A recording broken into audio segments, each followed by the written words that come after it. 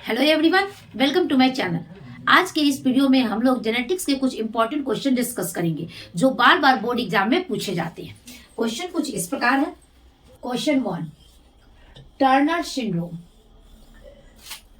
यहाँ पे सबसे पहले हम लोग टर्नर सिंड्रोम की बात करेंगे। टर्नर सिंड्रोम एक प्रकार का गुणसूत्रीय विकार है। गुणसूत्रीय विकार है।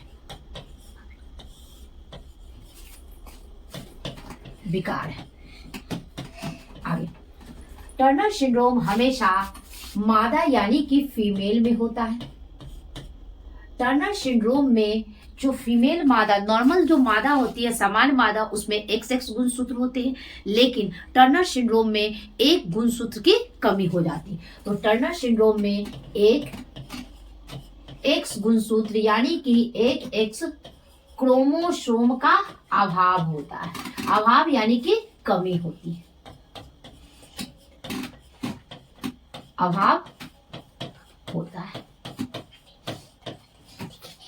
और एक X गुणसूत्र में कमी होने के कारण ऐसी मादा यानी कि फीमेल जो इस टर्नर सिंड्रोम से ग्रसित होती है, उसमें 45 क्रोमोसोम यानी कि गुणसूत्र मिलते हैं और उनमें जो X0 की स्थिति होती है,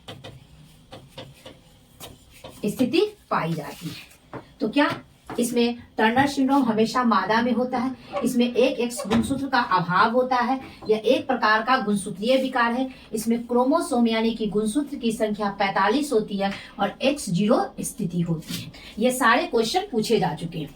हमारा क्वेश्चन है कि टर्नर सिंड्रोम में कितने गुणसूत्र यानी कि क्रोमोसोम होंगे। तो टर्नर सिंड्रोम में कितने क्रोमोसोम होंगे? 45। तो हमारा सही 45 होंगे, यानी कि हमारा सही आंसर क्या हुआ? ए। क्वेश्चन नंबर 2, ZW तरह का लिंग निर्धारण किसमें पाया जाता है? तो अगर हम ZZ और ZW प्रकार का लिंग निर्धारण की बात करें तो ये पक्षियों में पाया जाता है। और पक्षियों में जो एक पक्षी है मोर, तो ये किसमें पाया जाता है? मोर में। तो हमारा सही आंसर क्या हुआ? सी। और अगर हम मनुष्य में लिंग निर्धारण की बात करें तो इसमें मनुष्य में नर में XY तथा मादा में XX लिंग निर्धारण पाया जाता है।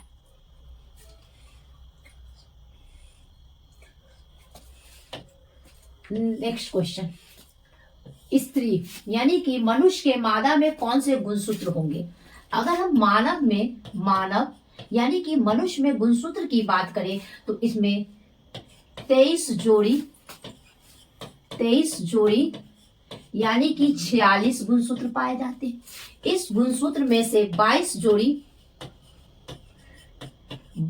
जोड़ी या 44 अलिंग गुणसूत्र होता है।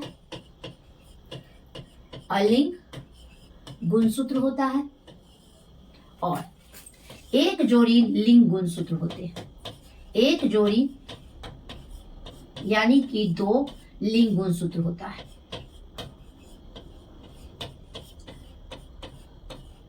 लिंग गुणसूत्र, और ये जो लिंग गुणसूत्र होते हैं वो मानव के नर में XY और मानव के मादा में XX होता है। XX। तो क्वेश्चन कुछ इस प्रकार है कि स्त्री यानी मानव के मादा में कौन से गुणसूत्र होंगे? तो क्या होंगे? ये 44 प्लस XX होंगे। 44 प्लस XX मनुष्य के मादा में होंगे, यानी कि पूरे गुणसूत्र की संख्या 46 होगी। और 44 प्लस XY मानव के क्या होंगे? नर में होंगे। तो क्वेश्चन में मादा की गुणसूत्र की संख्या, मनुष्य के मादा की गुणसूत्र की संख्या पूछा गया, तो हमारा सही आंसर क्या होगा? ए। अगला क्वेश्चन देखते हैं। आनुवांशिक शब्द किसने दिया था? आनुवांशिक यानी कि जेनेटिक शब्द किसके द्वारा प्रस्तावित किया गया था? तो अगर हम जेनेटिक शब्द की बात करें तो अगर हम ऑप्शन को देखें तो मेंडल, इन्हें आनुवांशिकी के जनक कहा जाता है। आनुवांशिकी के जनक मेंडल कहलाते हैं। अगर दूसरा विकल्प देखें, मॉर्गन प्रयोगात्मक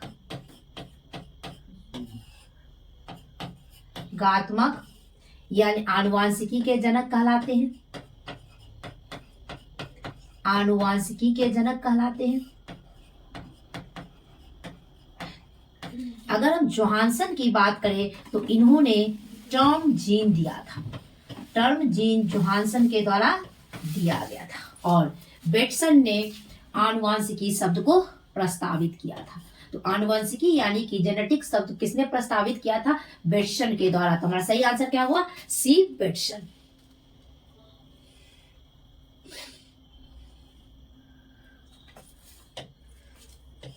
आनुवांशिकता के नियम या यूं कह लीजिए वंशागति का नियम। आनुवांशिकता का नियम या वंशागति का नियम। वंशागति के नियम को किसने प्रस्तावित किया गया था? आनुवांशिकता या वंशागति के नियम को प्रस्तावित करने वाले थे आनुवांशिकी के जनक ग्रेगर जॉन मेंडल। तुम्हारा सही आंसर क्या हुआ? सी, मेंडल। नेक्स्ट क्वेश्चन, सबसे अधिक तथा सबसे कम संख्या में जीन जो मानव गुणसूत्र में पाए जाते हैं। तो सबसे अधिक संख्या में, सबसे अधिक यानी कि सबसे सर्वाधिक संख्या में, सर्वाधिक संख्या यानी कि सबसे ज्यादा संख्या में जीन गुणसूत्र एक पे मिलता है और इसकी संख्या होती है 2968। और सबसे कम संख्या में जीन, सबसे कम संख्या में जीन वाई गुणसूत्र पे मिलता है। किस गुणसूत्र पे? वाई गुणसूत्र पे। वाई गुणसूत्र पे सबसे कम संख्या में जीन पाया जाता है और इसकी संख्या होती है 231। तो क्वेश्चन पूछा है सबसे अधिक तथा सबसे कम जीन वाले मानव गुणसूत्र इनमें से कौन है? तो सबसे अधिक संख्या में गुणसूत्र किस पे मिलते हैं? गुणसूत्र नंबर 1 पे, जिसकी संख्या 2968 और सबसे कम वाई गुणसूत्र पे। हमारा सही आंसर क्या हुआ? सी।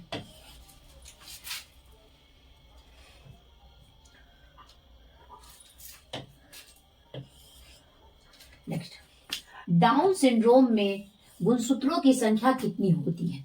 तो अगर हम डाउन सिंड्रोम की बात करें तो 21वें गुणसूत्र पे, कितने नंबर के गुणसूत्र पे? 21वें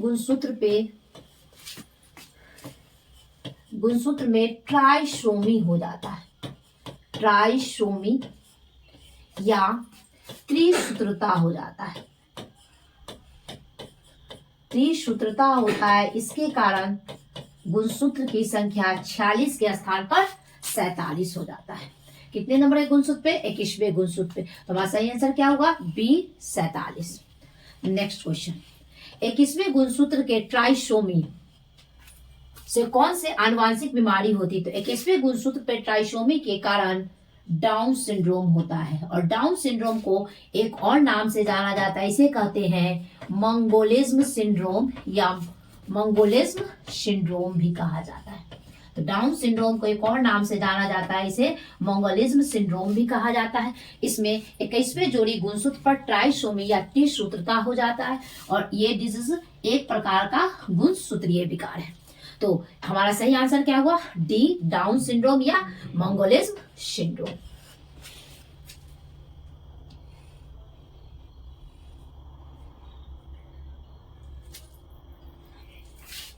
अगला question, Mendel, Gregor John Mendel, जिन्हें आनुवांशिकी के जनक कहलाते हैं, ने कितने लक्षणों का अध्ययन किया था? तो ग्रेगर जॉन मेंडल जो आनुवांशिकी के जनक कहलाते हैं, उन्होंने खाने योग मटर यानी कि उद्यान मटर पे, जिसका वैज्ञानिक नाम है पाइसम सैटिवम, इसमें गुणसूत्र की संख्या 14 होती है। तो उद्यान मटर पर 7 वर्षों तक, कितने वर्षों तक? 7 वर्षों तक 1856 से लेके 1863 तक प्रयोग किया था और इन्होंने अपने प्रयोग में 7 लक्षण को लिया था, 7 लक्षणों का अध्ययन किया था। तो मेंडल ने कितने लक्षणों का अध्ययन किया था? तो इन्होंने 7 लक्षणों का अध्ययन किया था। तो हमारा सही आंसर क्या हुआ? सी, 7। Last question, Mendel, Gregor John Mendel के द्वारा दिया गया युग्मकों की शुद्धता का नियम, युग्मकों की शुद्धता का नियम, युग्मकों की शुद्धता के नियम को एक और नाम से जानते हैं, लॉ ऑफ सेग्रीगेशन भी कहा जाता है, लॉ ऑफ सेग्रीगेशन या इसे विसंयोजन का नियम भी कहा जाता है, संयोजन का नियम भी कहा जाता है,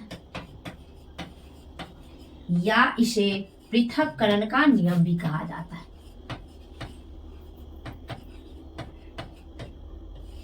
करण का नियम भी कहा जाता है। और यह नियम मेंडल के द्वारा एक संकर संकरण के आधार पर दिया है। किस पे आधारित है? ये एक संकर संकरण पर आधारित होता है। ये नियम एक संकर संकरण पर आधारित होता है या एक जीन की वंशागति, एक जीन की वंशागति, या यूं कह सकते हैं कि एक संकर संकरण पर यह नियम आधारित होता है। और ये नियम सार्वभौमिक है, यूनिवर्सल लॉ है। इस नियम का कोई अपवाद नहीं है। तो ये कैसा नियम है? युग्मकों की शुद्धता का नियम। यह एक प्रकार का सार्वभौमिक यूनिवर्सल लॉ है।